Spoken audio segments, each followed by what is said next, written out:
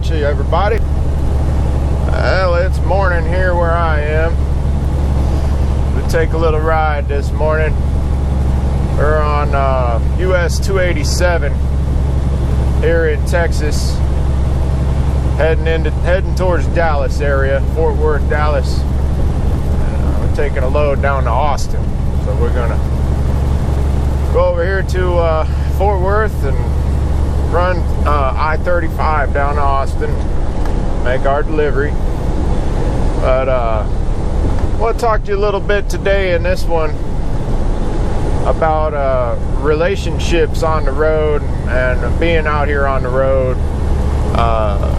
For some of you new guys that are thinking about getting started, or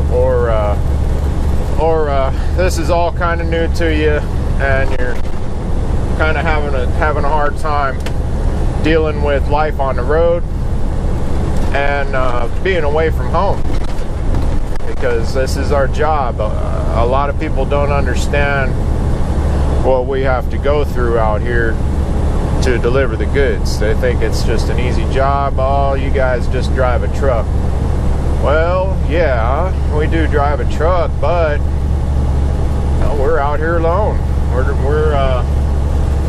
We're doing this job basically alone. Now, some of y'all have your wife or girlfriend or husband or whatever, what have you, riding in the truck with you, and that's great. That's really good. Hopefully you guys get along real good. I know a lot of people that do run husband and wife or two people in the truck, what have you. And they're constantly fighting, constantly arguing, and they want off the truck or whatever. You know, there's always tension. But if you're one of those couples that can really get along with each other, then wow, that's awesome. Keep on doing what you're doing. But let's be for the people that are out here alone, that got wife, girlfriend, and kids at home. It can get pretty rough. So let's cruise down the road here and watch this beautiful sunrise coming up. It sure is pretty out here this morning. But yeah, I used to train. I trained for a couple years, and I had quite a few students. And so I've talked to a lot of people out here that are dealing with problems at home. And it's a struggle. It's definitely a struggle, guys. My big saying, and you can flip these words around however you want with a husband or wife or girlfriend or whatever. I always say, either you have a good woman at home or you got no woman at home. There is no in between.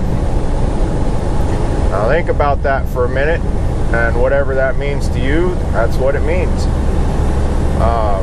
If you're out here driving an 80,000 pound vehicle or more, for you guys that haul overweight, we got a lot on our minds just working the controls of this vehicle, keeping it between the lines, not running over anything, not killing anybody, not doing any kind of damage. It's a full-time job. That's our job. We're professional drivers. So we've got a lot going through our mind every second just to operate the vehicle in a safe manner. And like I always say, to have a good attitude, be a professional, and be courteous to other drivers. There's lots of things that we do out here as a truck driver. And about the last thing that we need to be worried about is what's going on at home, as far as bad things. Is she cheating on me? Is there somebody there? You know, you see pictures of them posted on Facebook, out at a party or hanging out late at night while you're out here struggling, trying to make money to support the roof over everybody's head, put food in everybody's mouth, pay them bills. Now, I myself, I got really lucky. I got a really good wife at home. She's been a trucking wife for, excuse me, she's been trucking wife for for a long time and very supportive. Hell, we've been married 17 years, been together almost 20. So there's definitely a bond there. She understands what I do. I got 2 kids, and have dogs, cats, chickens, the whole deal, right? And I'm the sole provider. She takes care of the kids. Both my kids are type 1 diabetic.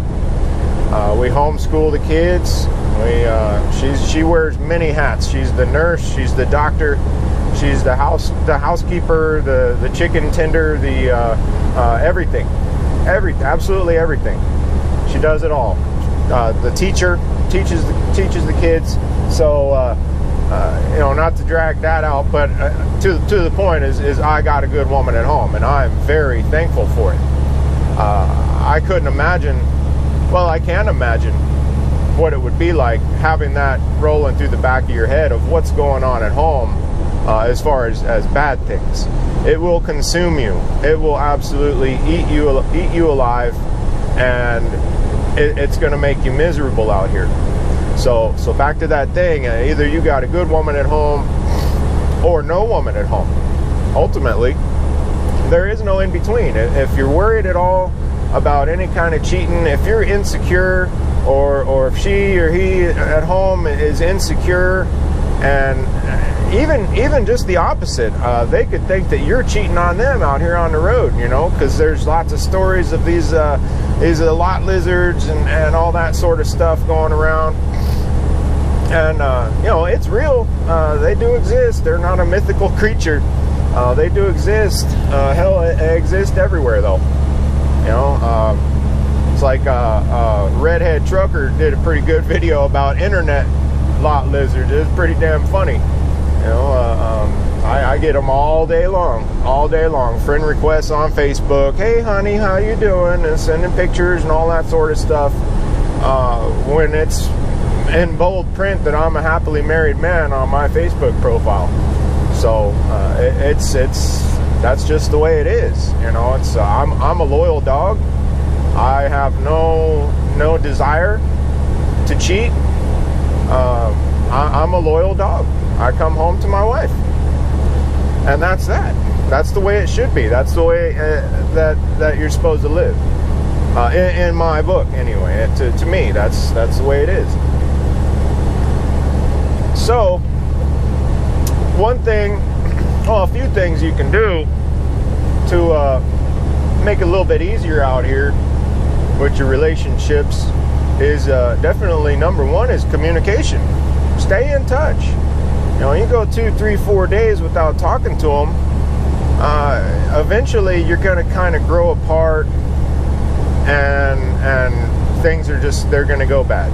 You can see how that would go if you guys don't talk for 2 or 3 days at a time, or if every time you call, because stuff happens out here on the road. You get in a bad mood and get that bad attitude. Hopefully it stays in the truck, right? So hopefully you're not having a bad attitude outside of the truck. You can have a bad attitude inside the truck all you want. Once you step out, you need to put on your professional truck driver hat and handle your business. Take care of your brothers and sisters. But if you're calling home always pissed off, always disgruntled, always bitching and moaning and crying about everything, you know, this load sucks, this dispatcher sucks, this company sucks, blah, blah, blah. If everything sucks, eventually they're going to kind of get tired of hearing about it. You know, I mean, that's just kind of the way it's going to go. And it's going to go in one ear and out the other. And you're going to lose that two-way communication. You know, if you're calling just bitching and moaning, that's a one-way conversation. You're not worried about what's going on at home. You're not asking her, how are you doing? What's going on? You know, what happened today? How are the kids doing? How are the dogs doing? How's everything doing? Make it about them. Don't call and just talk about you. That's a big mistake. You know, we get tied up in this job, and the whole conversation is just us. I've seen it, heard about it, And I've heard other drivers' conversations there, you know, just over listening. People don't have any privacy anymore, you know. They'll have a full-on conversation while they're sitting in the bathroom, you know, and I don't get that. But anyway, that's their thing. It's not my style, but, you know, you can't help to hear about it. And they're bitching and moaning, crying and complaining, and not once did they ask, well, how was your day going? You know, it's a one-way conversation. So communication, guys, communication. Call every day, multiple times a day. Hell, send pictures. Don't be shy of the damn camera. It took me a long time to break my camera shyness as far as video. If you guys don't be scared of it, you know, don't be scared to take a video of yourself and send it home. Make a YouTube channel. A lot of YouTubers, that's how they started out. A lot of trucking YouTubers, that's how it started out. They just wanted to make videos to be in touch with their families, so their families would see what they're doing out here on a day-to-day. And that's great. That's a great way to portray your life out here away from home. You know, tell them you miss them, and they need to do the same thing. Don't be afraid of the camera. Send videos back and forth to each other. That's a great way to stay in touch with each other and to really see what's going on. So don't be shy. Don't be shy of the camera. Oh, I don't like taking pictures, or selfies are stupid, or something. You know, even something just as little. It's kind of funny, you know, taking a selfie. Wait, hang on, let me take a selfie first. Well, do it. You know, take the pictures, send them home, make that YouTube channel. Even if it's just private, you don't have to set everything to public, guys. You don't have to share everything to everybody. You can have a private YouTube channel and give your wife the password, the login and password to it, to where that's it. Only you two can see it. That's it. And if you get a cool video, you can put it unlisted and send a link.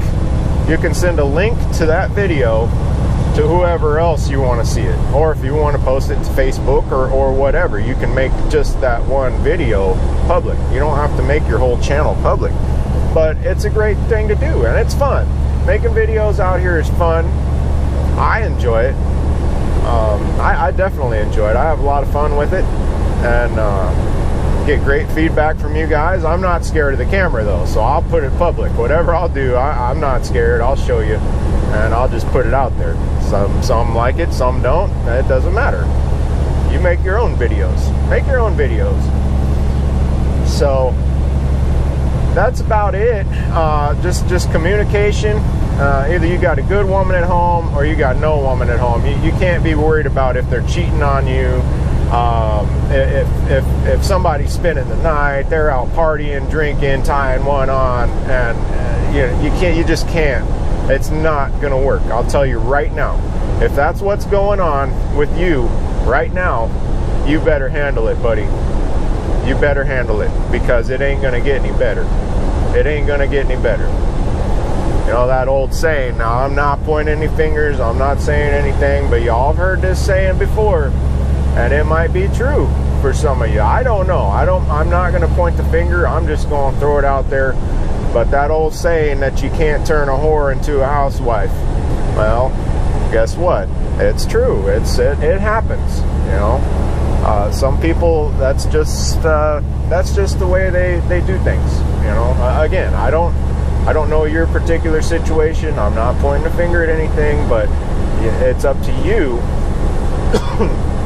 to decide what's best for you. You know, you do you.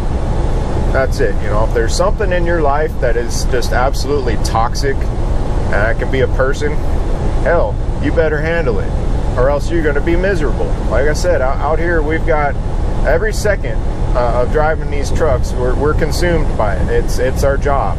We're supposed to be safe. Now, if you're worried about something that's going on at home, and that is what is consuming you, then you are an unsafe driver. And you know it. There's no arguing that. If your mind isn't on the road, you're not watching your mirrors, you're not checking the map, making sure where you're going. I think that's a lot of the accidents out here. People clipping low bridges, all that sort of stuff. Now, granted, some of that's just plain old-fashioned stupid, but I'm sure quite a bit of it is just distractions. You weren't paying attention. They were thinking about something else. Something else was on their mind that was consuming all of their attention. And it could be your home life. It really could. Just something that stupid that you missed that sign up above that said 12'6". Oh shit. Now look at you. Now you're under the bridge. Now you're fired. Now you're in a whole heap of trouble, boy. Just because you were worried about something that's going on at home. It happens. It happens, and that's what's going to happen if you keep on allowing that toxic thing continuing in your life. It will happen. It'll happen to the best of them. So examine yourself. Examine your relationships. If it's toxic, y'all need to handle that shit. Take care of it now. Take care of it now before it kills you. Literally, you have a heart attack and run off the road and kill somebody. You'll be all right. You'll live, but you'll wipe out that minivan full of kids or the school bus or something just because you were thinking about something else.